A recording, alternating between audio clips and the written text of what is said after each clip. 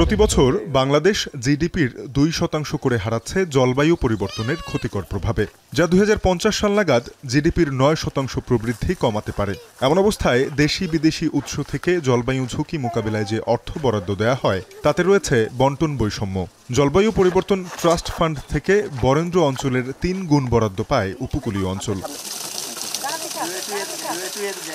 যেখানে খরা সুপেয় পানির সংকট ঘনীভূত হচ্ছে Kurigram, Thakurgaon, Dinajpur, Naogaon, চাঁপাইনবাবগঞ্জে।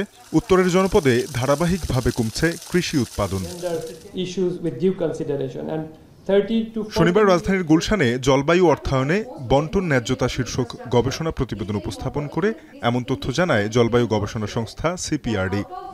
The 6 thematic areas: integrated disaster management, skill development and institutional strengthening, research and knowledge management, food security, social protection and health, mitigation and low carbon development, and infrastructure. Out of all these 6 thematic areas, infrastructure is being the most funded, and the least funded is integrated disaster management. গবেষণায় উঠে আসে 2 দশকে জলবায়ু trust ফান্ডের 1300 কোটি বরাদ্দ হয় চট্টগ্রাম, বরিশালের 282টি প্রকল্পে। একই উৎস থেকে রংপুর, রাজশাহী বিভাগের 163টি প্রকল্পে বরাদ্দ হয় 512 কোটি টাকা, যা মোট বরাদ্দের মাত্র 17%। এছাড়া 2023-24 অর্থবছরে জাতীয় বাজেটের জলবায়ু খাতে বরাদ্দ 37,000 কোটি টাকার মাত্র 769 কোটি বন, পরিবেশ ও জলবায়ু মন্ত্রণালয় পেলেও বাজেটে এ খাতে বরাদ্দের 9,000 কোটি টাকা পায় কৃষি মন্ত্রণালয় ও 7,000 কোটি টাকার বেশি বরাদ্দ পায় স্থানীয় সরকার বিভাগ।